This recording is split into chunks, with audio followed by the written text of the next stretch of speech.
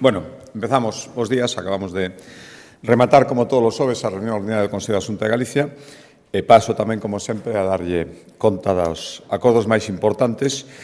O último, acordo xa anunciado onte na sesión do Parlamento, a aprobación do proxecto de lei de xestión do litoral, dará unha explicación máis detallada á Consellería de Medio Ambiente. Empezamos un acordo proposto pola Consellería de Medio Rural, do que xa se avanzaron algúns datos no Consello Forestal que se celebrou esta semana, e que ten que ver, unha continuación coa que a semana pasada falábamos da futura lei de xestión integral contra os incendios forestais, e o que fixemos foi darlle o visto e prace ao Plan de Prevención e Defensa contra os Incendios Forestais de Galicia, o coñecido como Pladiga, se aproba todos os anos, este ano ten novedades importantes, e, ademais, quixemos aprobalo con máis antelación que anos anteriores, é unha planificación e, polo tanto, cuanto máis tempo se planifique, millor.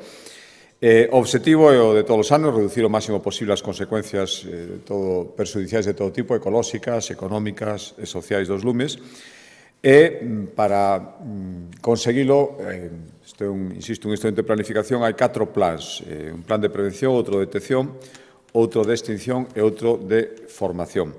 Falaba de novidades. A primeira, a creación dun equipo adiantado xa no Consello Forestal, como decía, un equipo multidisciplinar especializado en grandes incendios forestais, investigación, incorporación de 3 novas brigadas helitransportadas públicas e tamén o reforzo dos medios materiais coa adquisición de 15 novas motobombas que se incorporan xa á campaña deste brao e 12 vehículos batracios, que son tractores con cisterna e trituradora. Tamén incorporación de outras medidas como reforzar o plan de formación e prevención. O orzamento aumenta para esta finalidade un 75%, 700.000 euros este ano, casi o doble que o ano anterior. Se amplía a rede de videovigilancia fixa, 5 cámaras máis. Estas serán 153 cámaras localizadas en 76 puntos diferentes. Ou a incorporación de melloras tecnolóxicas para facilitar o traballo dos dispositivos de extinción, pois, por exemplo, novos terminais para ver datos sobre o lume en tempo real, punto de inicio, fotografías, perímetro, tamén unha app para a xestión de toda a maquinaria externa que se contrate, que se este utilizando nun incendio forestal. Se actualiza outra vez o mapa de parroquias de alta actividade incendiaria. Eran 35 o ano pasado, son 40 este ano, 5 máis. E tamén o número de efectivos que vai traballar nas labores de extinción, pero tamén de prevención, este ano vai ser de 7.000 persoas. Ademais, os que estaban contratados por 9 meses xa pasan a traballar os 12 meses do ano. E o plan de prevención, importante tamén, aumenta o seu orzamento, 39 millóns de euros, un 17% máis que o ano anterior. En definitiva, xa digo, o Pladiga é un plan que se aproba todos os anos, este ano con máis antelación, con máis orzamento e coas novidades das que lles acabo de dar conta. Consellería de Infraestructuras, aprobación dentro do plan de mellora de paradas de autobús nas estradas autonómicas, 33 millóns de euros no seu conxunto, 1.100 paradas de autobús en toda Galicia. Levamos unha serie de consellos facendo aprobacións por zonas, ou se aprobamos destinar 2,5 millóns de euros para mellorar 69 paradas que están situadas en estradas autonómicas da zona sur de Ferrolterra, en Ares, en Fene, en Mugardos e en Neda. Os obxectivos son mesmo que en ocasións anteriores, renovar marquesiñas, mellorar a accesibilidade destas paradas, dotalas de máis iluminación. En definitiva, actuacións que se señen facendo en outras zonas e que agora facemos por 2,5 millóns de euros no sur de Ferrolterra.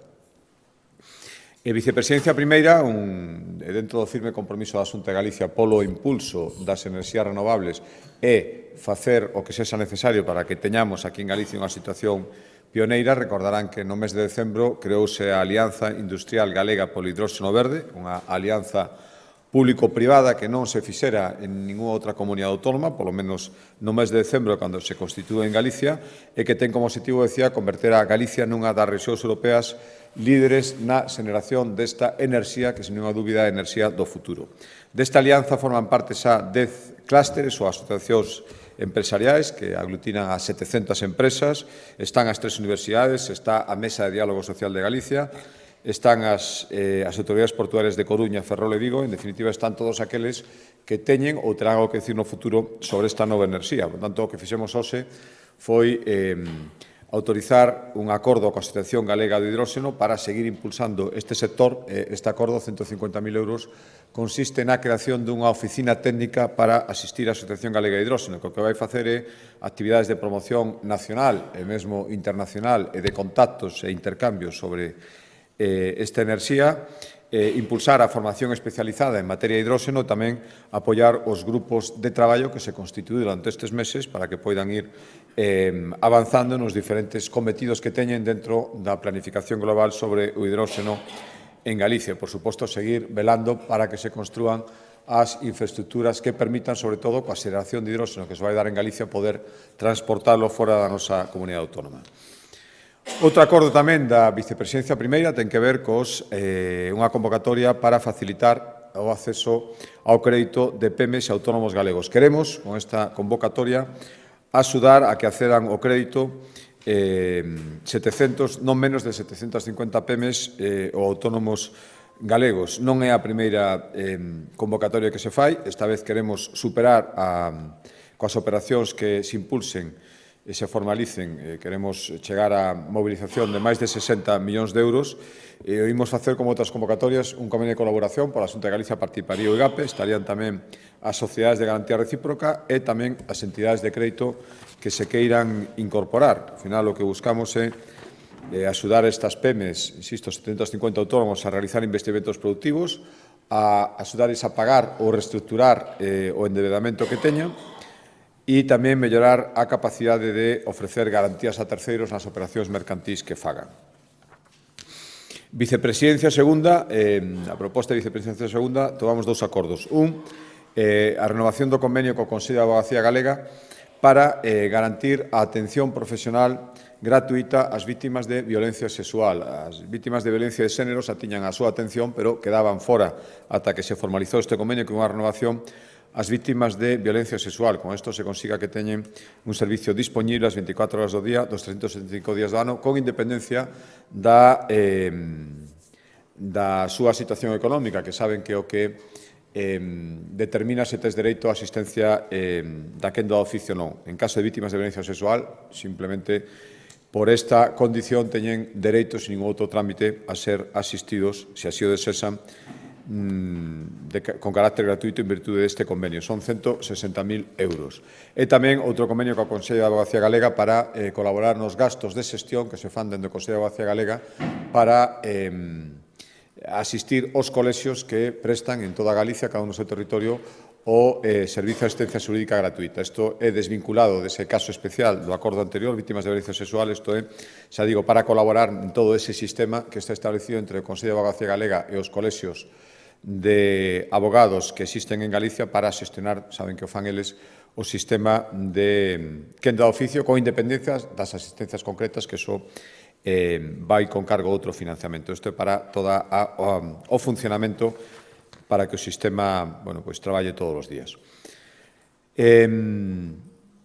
A proposta da Consellería de Cultura, o Consello de Educación e Cultura, na vertiente de Cultura, un acordo importante que a declaración como BIC, como ben de interés cultural, da Casa Cornide da Coruña, basados nos seus valores históricos e arquitectónicos. Edificio de 250 anos de antigüedade, dos escasos exemplos que quedan en Galicia a arquitectura residencial da época da Ilustración. Foi residencia, ademais, de José Cornide, un dos grandes polígrafos do século das luces de Galicia, e esta declaración BIC o que fai é recoñecer, como decía, o seu gran valor histórico e cultural, e, por suposto, como toda declaración de BIC, e con esta serían 780 en Galicia, o que fai é establecer unhas obrigas de protección de todo o edificio e dos elementos que se consideren parte integrante deste edificio, chamineas, estatuas, todo ese tipo de elementos, e ademais implica que os actuais propietarios teñan a obriga de permitir a súa visita pública e gratuita polo menos 4 días ao mes e, ademais, que fagan saber con antelación o calendario, eses 4 días mínimos nos que se vai poder visitar o edificio. Consellería de Sanidade, de acordo tamén importante que ten que ver co desenvolvemento do novo CHUAC na cidade da Coruña. Saben que a intención da Xunta de Galicia xa empezamos a investir máis de 500 millóns de euros en adaptar este hospital, en modernizalo, en deixalo preparado para moitos anos. Era necesario para poder iniciar todas estas fases un acordo co Concello da Coruña, acordo que se penchou hai unhas semanas e agora o que fai a Xunta de Galicia a través dun acordo de Concello é formalizar as súas obrigas. Por lo tanto, dimoslle o visto bo a este convenio co Concello da Coruña para financiar os accesos e os terreos que son necesarios para construir o novo CHUAC.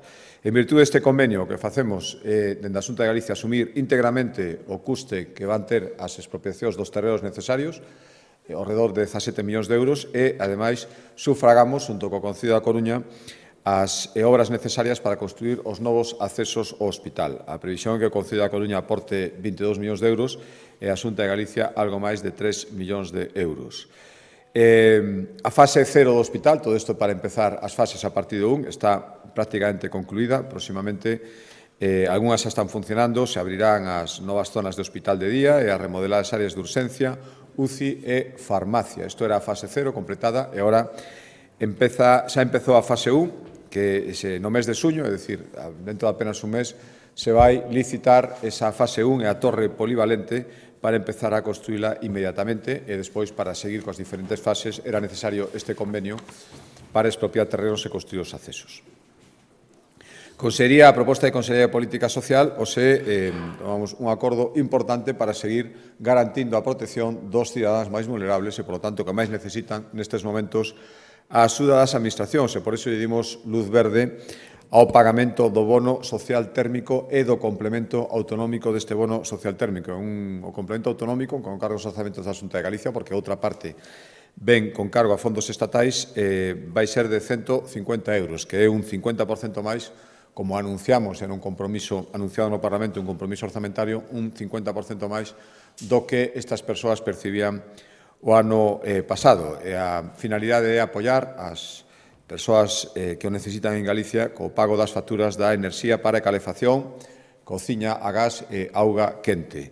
Son 74.400 os fogares que se estima que serán beneficiados, dos cales máis de 40.000 son fogares donde viven persoas consideradas en situación de vulnerabilidade económica severa.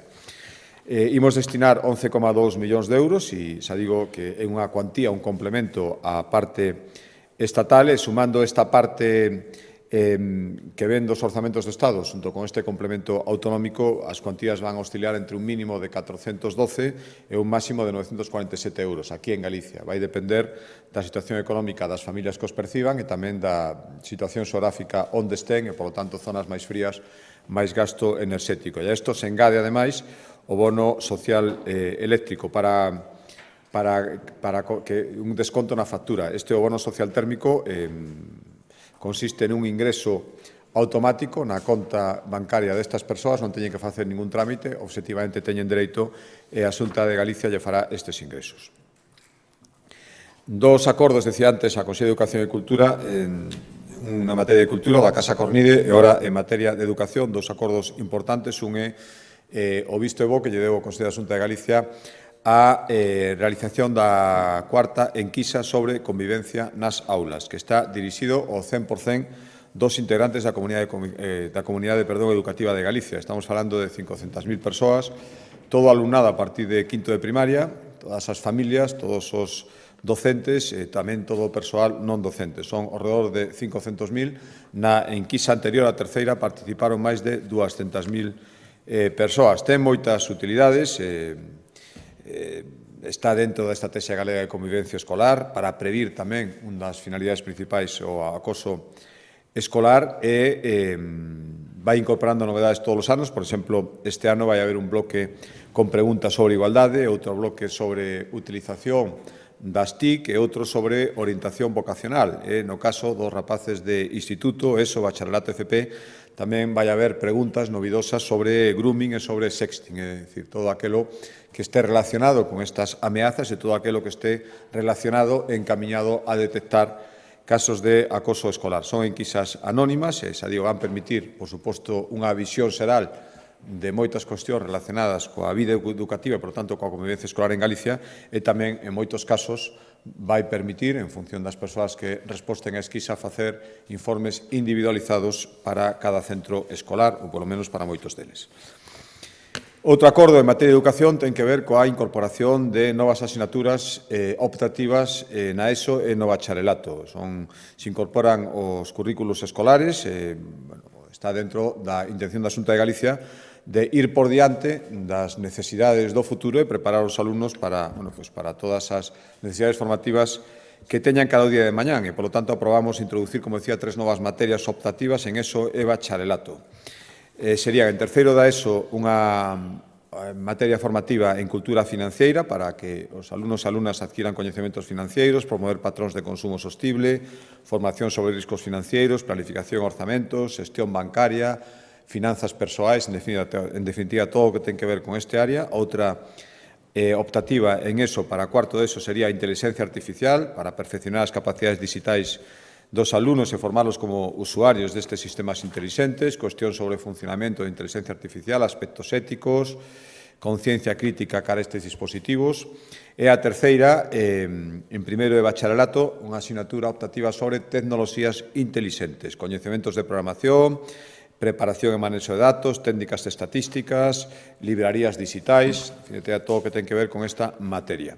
E, por último, como les decía ao principio, o Consello da Xunta de Galicia deulle o visto bo á aprobación do proxecto de lei previo á súa entrada no Parlamento para a tramitación. Agardemos que a aprobación, onte mesmo me refería a isto na resposta á segunda das preguntas de control, a aprobación da Lei de Xestión do Litoral. Bueno, hemos dito moitas veces que somos a comunidade de España con máis kilómetros de litoral, máis que Andalucía, con moitísima vida, máis que en ningún sitio, vida económica e vida das persoas e tamén preservación por enriba de todo do noso medio ambiente establecido no noso litoral. Temos un modelo productivo moi ligado ao mar e, polo tanto, o que queremos é contar cunha regulación de costas que este adaptada á nosa realidade, por suposto, con estricto respeto á normativa estatal. Queremos unha ordenación do litoral que sea realista, razoable e tamén eficaz, e queremos o pleno equilibrio entre a protección da natureza, somos os máis interesados, pero tamén coa actividade socioeconómica que leva moito tempo arraigada no noso litoral e que pode seguir medrando dun xeito sostible. Por lo tanto, para explicar máis polo miúdo o contido deste proxecto de lei, doi a palabra á Conselleira de Medio Ambiente. A Conselleira, perdón, de Medio Ambiente.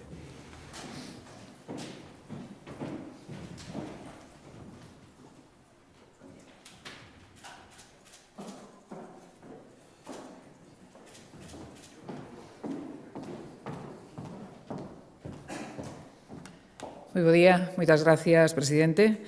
Hoxe, sin dúbida, é un día histórico para Galicia, para a nosa comunidade, xa que acabamos de aprobar no Consello da Xunta o proxecto de Lei de Ordenación e Xestión Integrada do Litoral. Avanzamos no camiño que ten que percorrer Galicia cara ao autogoberno sobre a nosa costa, reforzando así a seguridade xurídica de todas as actividades que nelas se realizan. Saben que vivimos nos últimos tempos unha situación que eu quero denominar como límite marcada moitas veces por conceptos ideolóxicos máis que lóxicos e, polo tanto, esa inseguridade xurídica fixo que se paralizara a costa en todos os eidos. Tanto é así que recibimos informes negativos de renovacións de saneamentos, de abastecementos, negativa a instalación de establecementos de aquicultura, depuradoras de moluscos, incluso de centros de saúde. Estábanse recurrindo ás licencias que daban os concellos, polo tanto, tocaba poñernos a traballar, así o fixemos. Estamos ante un texto que foi tramitado coa maior axilidade posible, pero tamén teño que dicir coa maior participación posible, debido á importancia que sabemos que vai ter esta norma para Galicia, polo tanto, para todos os galegos e as galegas. E teño que dicir que é froito de un gran consenso xeralizado sobre a necesidade desta lei.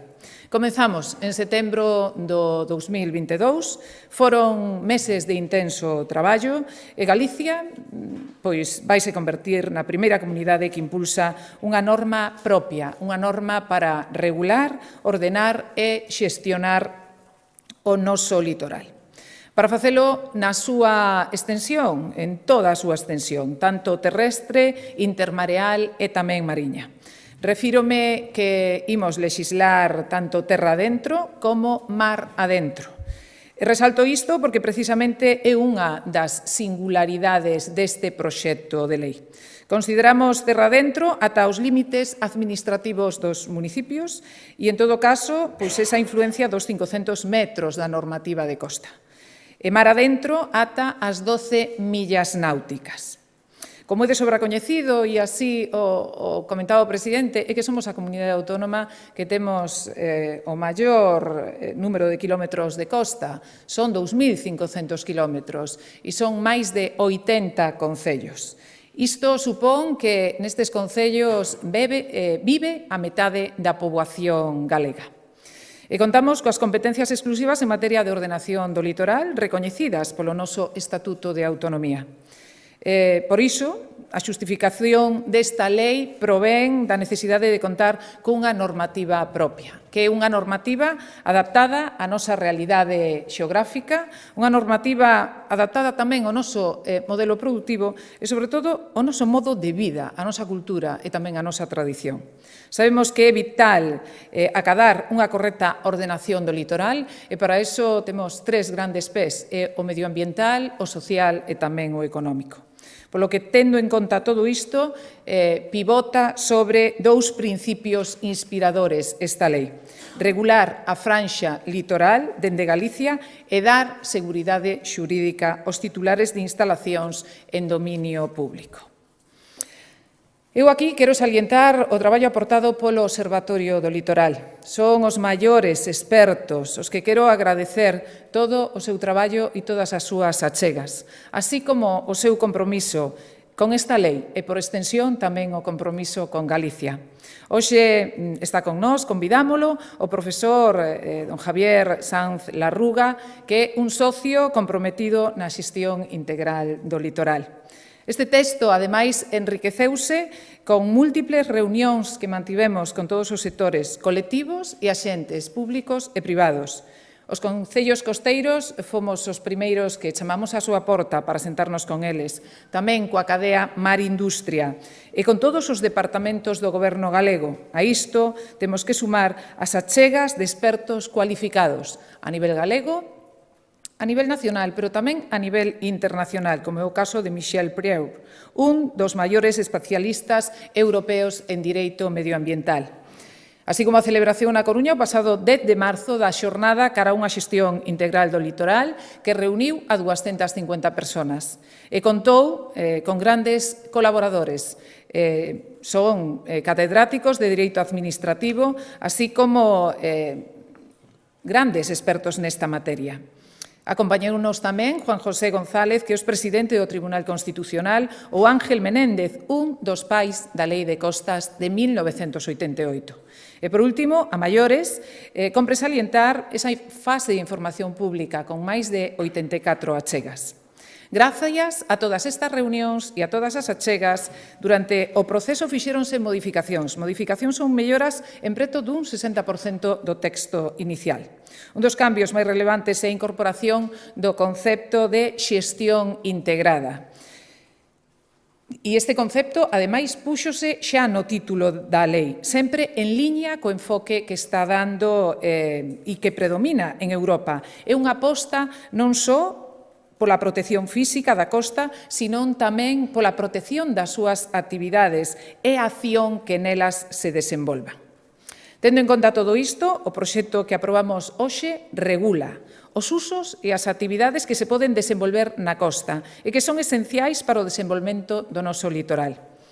E, polo tanto, son as que se poden levar a cabo de forma sostible e con seguridade xurídica. Falamos de establecementos da cadea Mar Industria, dos usos ligados á interacción entre os portos e as cidades, as sendas litorais, os establecementos de turismo litoral, as intervencións para a posta en valor do patrimonio cultural, os proxectos para a sostenibilidade económica e social do sector pesqueiro e marítimo ou as dotacións públicas esenciais como poden ser as de abastecemento ou saneamento das nosas augas.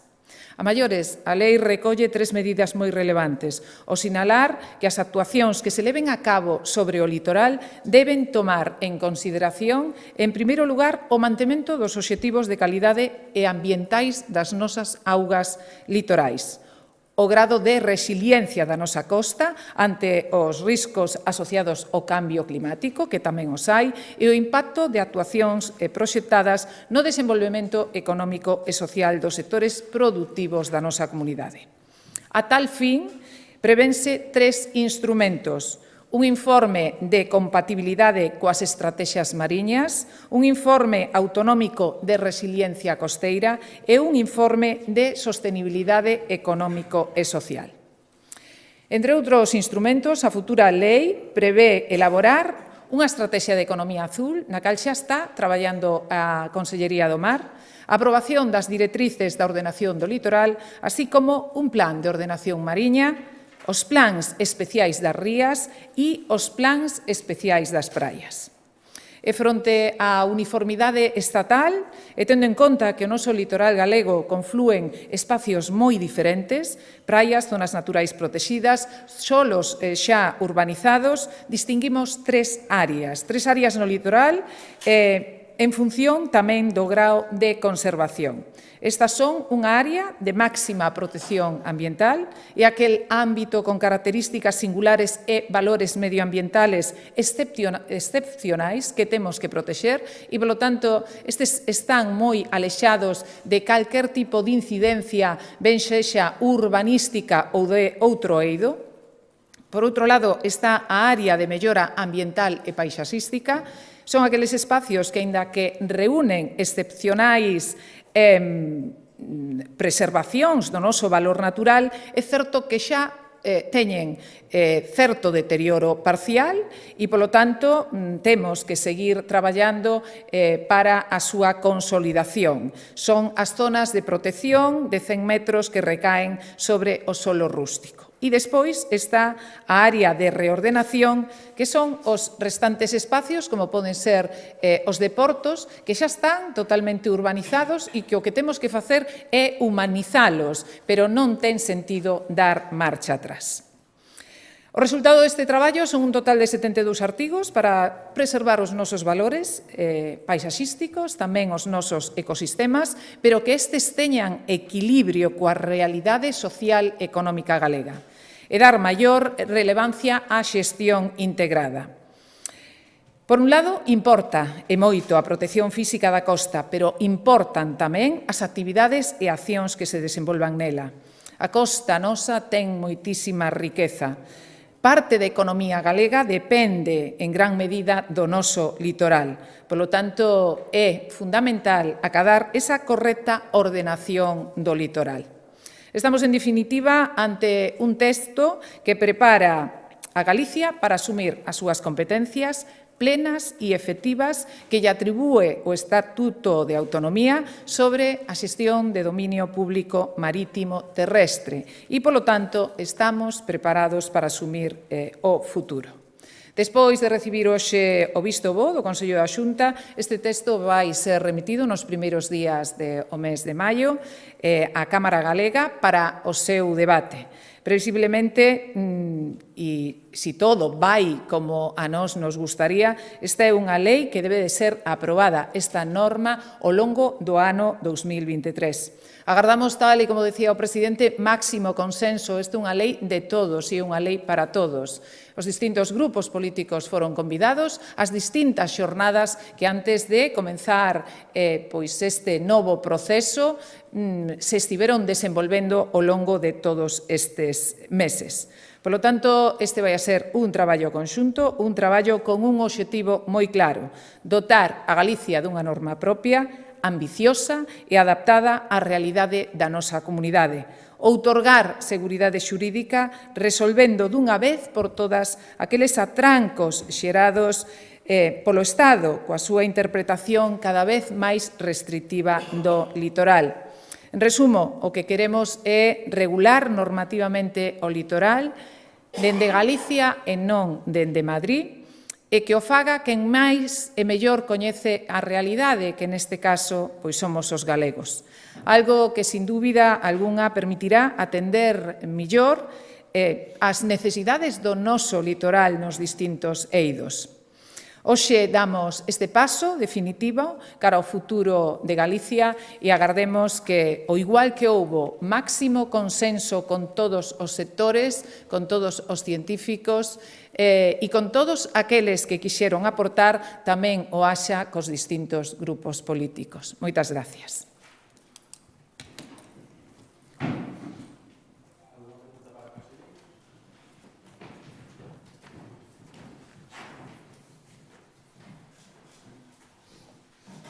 Sí, conselleira, non sei, a último que o Estado dixera con respecto a este anteproxecto de lei foi unhas palabras do secretario de Estado de Medio Ambiente, Hugo Morán, que dixo que era un texto que casi era unha declaración de independencia. Non sei se houve algún contacto co goberno con respecto a este texto e con respecto ás alegacións que presentaron. E tamén quería que valorase a postura que ten agora o PSDG, que di que vai apoiar esta lei, que lle parece este apoio que lle ofreceu hoxe o Partido Socialista. Grazas. Bueno, pois que esta é unha fantástica lei, creo que é a mellor lei que podía ter a nosa costa galega e, polo tanto, Galicia, e eu non dubido en que o PSOE a apoie e eu agardo, ademais, que o BNG tamén a apoie. En relación ás declaracións que fixo no seu día Hugo Morán, eu creo que foron unhas declaracións froito de unha visita a Galicia sin coñecer o texto e, polo tanto, lanzouse a esa declaración independentista que nada ten que ver con este texto. Eles fixeron alegacións e, igual que o resto das persoas e os colectivos que fixeron alegacións a esta lei, por suposto que lles contestamos. A partir de aí, nada máis soubemos ao respecto. Creo que está máis que superada esa fase, así é coñecido pois por catedráticos de Direito Administrativo, polo expresidente do Tribunal Constitucional, pola asesoría xurídica, por suposto, porque informou esta lei, polo Consello Consultivo, e ninguén ve ningún rasquicio de inconstitucionalidade. O que quere Galicia pois é lexislar polo ben da nosa costa e tamén polo ben de Galicia. Que tal? Boa tarde. Eu quería preguntar se teñen cuantificado o número de empresas ou o volumen de facturación que se pode poñer en perigo se non se adiante esta lei, é dicir, se o Ministerio de Transición Ecolóxica insiste en ir apartando esas empresas da costa. Eu agardo que eso non aconteza, esta lei ten que sair adiante. Tiñamos cuantificados uns 4.000 inmobles, dentro deses inmobles falábamos de máis de 300 industrias. Prescindir destas industrias sería imposible e, polo tanto, sería inviable e, por suposto, estou convencida de que ten que sair adiante. Sí, falaba da remisión prácticamente inmediata ao Parlamento e de que quedaría aprobada no Parlamento ao longo de 2023. Non sei se ve posible, efectivamente, entón, que a súa entrada en vigor se produza dentro deste mismo ano. E despois, en relación a cando nos presentaron o texto inicialmente, houbo algún cambio significativo nos últimos meses na súa redacción. Por exemplo, falase do tema de regularizar algunhas edificacións e demais, entón, saber se houber algún cambio na redacción. Grazas. Na redacción o que houbo foron moitas aportacións, foron aportacións consensuadas, como dixen, ata un 60% de esas aportacións están reflexadas e en canto a cando está previsto que se aprobe, a intención do Goberno é que sexa durante o ano 2023 e eu estou seguro que o Parlamento vai ser totalmente dilixente para que eso sexa así.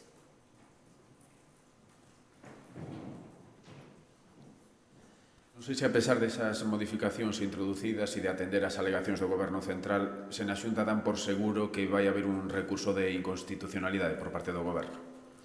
Non debería de haber un recurso de inconstitucionalidade toda vez que non hai visos de inconstitucionalidade. Dende Galicia, si por algo se nos distingue, porque somos serios, somos sensatos, e cada vez que damos un paso ao fronte, facémolo, por un lado, amparados en datos científicos, pero, por suposto, sempre coa máxima das seguridades xurídicas. E isto foi o que fixemos neste texto.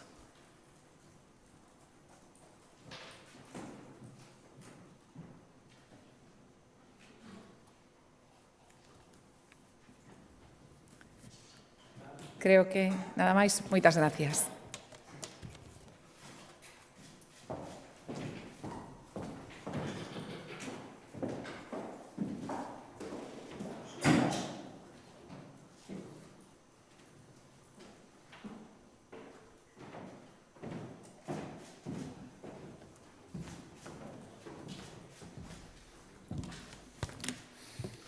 Moi ben, a súa disposición.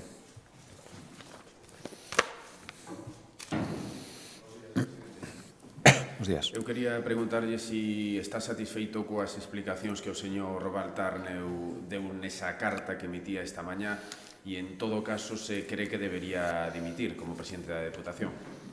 Mire, vou facer unha valoración, non teño ninguna dúbida. Os feitos coñecidos constituyen unha conducta inadecuada, sin unha dúbida, e, dende logo, un erro. Creo que todos estamos de acordo. O primeiro, o propio Manuel Baltar, que acaba de recoñecelo, e pedir disculpas, que creo que era moi importante, sinceramente.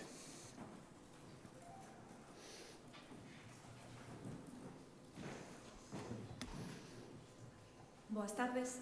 Insisto neste tema. É suficiente que pida disculpas tendo en conta que agora mesmo a Garda Civil lle atribúe un posible delito, que onte nas súas declaracións todavía estábamos na fase de que parecía que era unha multa. E ademais de eso, vostede, como presidente do PP de Galicia, vai tomar algunha acción, vai requerir que faga algo máis. E, por outra banda, tamén lle quería preguntar se está de acordo coas declaracións feitas onte pola súa número 2 no PP, Paula Prado, nas que equiparaba os ventres de alquiler e a doazón de órganos entre vivos. Gracias. Sí, vamos a respecto. Primeiro, insisto, creo que a convicción será de que era unha conducta inadecuada recoñecelo, pedir disculpas, e creo que, ademais, o primeiro que se podía volver atrás non cometería ese feito é Manuel Baltar. Por tanto, creo que iso é importante. Respecto ás consecuencias ulteriores, o que hai agora mesmo é unha actuación da Guardia Civil e dá lugar á incoación dun procedimento e, polo tanto, lóxicamente, a obriga de calquera afectado e, polo tanto, tamén do que estamos falando é asumir as consecuencias que se poderán derivar. A partir de aí non podo presurar absolutamente nada. Sí, a outra, sí. Bueno, efectivamente, houve unha intervención onte da portavoz parlamentaria nun debate que eu, sobre isto, vou a decir, ten unha parte de opinión institucional e tamén, pero tamén de profunda convicción persoal. Creo que sobre todo o que ten que ver coa xestación surrogada e sobre un debate que se puso agora mesmo en un tema novo, pero absolutamente de actualidade, deberíamos ter unha postura sosegada, unha postura de regulación. Eu creo que debe existir, pero tamén debe haber unha regulación moi estricta e moi pensada. Polo tanto, non creo que, ademais, no fragor da precampaña, casi campaña electoral, se sabou facer declaracións, é un pouco que chama a atención, ningún sentido nin outro. Deberíamos dedicar un tempo, non sexa xusto pero hai que dedicalo a pensar ben como facemos unha regulación onde, por suposto, hai liñas vermellas que non se poden pasar, entre outras cousas, mercantilizar ou pensar que isto pode ser un negocio económico para alguén. Creo que eso, non. Todo o demais son opinións matizables que probablemente se evitarían, tamén falando desde todos os lados, non só dun deles ou do outro, que se evitarían, insisto, se hubiera un debate sosegado. Sí, boa tarde, presidente. Por incidir un pouco na pregunta que lle fixeron os compañeiros, neste momento hai dilixencias de investigación abertas en relación ao señor Baltar. Se acaba sentando nun banquillo, nun xuízo, cree que debería dimitir ou vai tomar, xa sexa a Dirección Galega ou a Dirección Nacional, posto que tamén é membro do Comité Executivo Nacional, algún tipo de decisión ou de medida disciplinaria. Eso por unha banda. En relación á Lei de Vivenda, que sigue dando pasos no Congreso, a Xunta dixo que ia analizar a posibilidade de presentar un recurso de inconstitucionalidade. Entendo que non ten pensado aplicala. Quería saber se esa postura mudou ou se hai xa algunha decisión cerrada en relación ao recurso de inconstitucionalidade. Aplicala por a nosa conta, se refire. Vale. Bueno, respecto á primeira, eu volvo a decir, digo porque onte tamén escoitei algunhas cousas no sentido de que, que debería decir que non tivo un comportamento adecuado con esa infracción agora mesmo. Saberemos en que acaba todo demais. Eu creo que o feito de recoñecelo, pedir disculpas, creo que é moi importante, moito máis casi inexcusable nun representante público. Respecto á segunda parte da pregunta, permítame, creo que isto vale para calquera, tamén para os representantes públicos, que ao final tamén son persoas, se acaba de iniciar un procedimento, veremos como evoluciona e opinaremos en función de como vai evolucionando. E a segunda parte, non, mire, xa escoitei, ou polo menos recolleu nos medios de comunicación, manifestacións de outros presidentes e presidentas autonómicas, algúns do meu partido.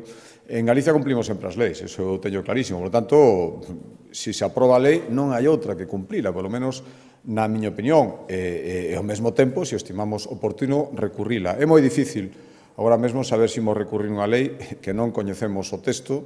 E máis, vamos coñecendo algunhas cousas que, sinceramente, a mí me gustan pouco, porque teñen bastante de irreal, non só por eso, pero por eso especialmente, pero vamos a ver o texto definitivo para analizar, e entenderán que isto é a postura seria, se decidimos interpoñer ou non un recurso. E tamén imos ver a marxen de maniobra que nos dá as comunidades autónomas, porque tamén aí hai confusión, e se fala de cousas que deixan o criterio de cada comunidade autónoma, por lo tanto, aí teríamos marxen de decisión dentro de non incumplir a lei para ver se aplicamos ou non certas medidas, ou se é de aplicación obligatoria determinada por lei, insisto, a recurramos ou non, mentras habería que aplicala. Por lo tanto, incumprimentos de lei, polo menos en Galicia, non.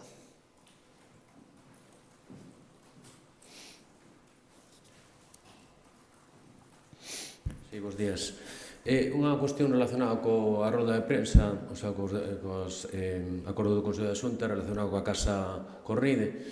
É declarada VIP. Quería saber se a Xunta ten algún inventario do que hai dentro dese inmoble para evitar que aconteza un poquinho o que pasou con Meirás, e tamén con Meirás vimos que hubo infracción por non permitir precisamente o que comentaba a vostede, a visita aos 4 días o mes, e se neste caso a Xunta fará algo se non se cumplen estas 4 visitas ao mes. E depois, outras dúas cuestións, unha relacionada, hoxe saiu datos da EPA e apuntaban que hai unha perda de emprego importante, 3.000 persoas no último trimestre. Quería preguntarlle se isto significa que hai un problema de empregabilidade en Galicia e un frenazo da actividade económica, despois do que comentou o conselleiro de Facenda na Cámara esta mesma semana. E depois comentarle tamén que este domingo houve unha manifestación importante en Santiago polos proxectos eólicos que se acabaron aprobando este 25 de abril, e anuncian xa de diversas entidades ecologistas unha batería de recursos judiciais para intentar parar o que califican de boom eólico. Gracias. Sí, respecto á Casa Cornida, hai unhas obrigas legais e, por lo tanto, por suposto, visitas mínimas, 4 o mes, anunciadas previamente que se podan coñecer e, por lo tanto, disfrutar delas quen o considere, por lo tanto, a nos obriga a facer cumprir a lei. Respecto ao inventario, saben que, o momento en que se incoa o expediente é cando se establece esa obriga de non retirada do que hubiera dentro da casa, por lo tanto, a partir dese momento, se hubo algunha retirada, será unha infracción. E, por lo tanto, debe ser castigada a partir dese momento. Respecto da EPA, eu admito todas as interpretacións, pero a mí, sinceramente, pareceme uns datos esperanzadores dentro do contexto de crisis no que estamos. Oiga, que as cifras da EPA que se acaban de coñecer son as cifras de desemprego nun primeiro trimestre máis baixas dende o ano 2008 e as cifras de emprego maiores dende o ano 2009. Insisto, nun contexto de crise hai varias lecturas, pero eu me quedo coa que creo que é máis aceitada, non a que máis me convene. Un contexto de crisis creo que non son as malas cifras para Galicia e se as amplía ao último ano, non só o último trimestre, reducimos o paro, incrementamos a poboación activa e creamos emprego. Por tanto, creo que non son as malas cifras para o momento en que estamos, ni moito menos. Novos, respecto á pregunta relacionada cos expedientes, onte o decía o vicepresidente primeiro no Parlamento, aprobado respecto a enerxía eólica. Isto hai que poñer en contexto, casi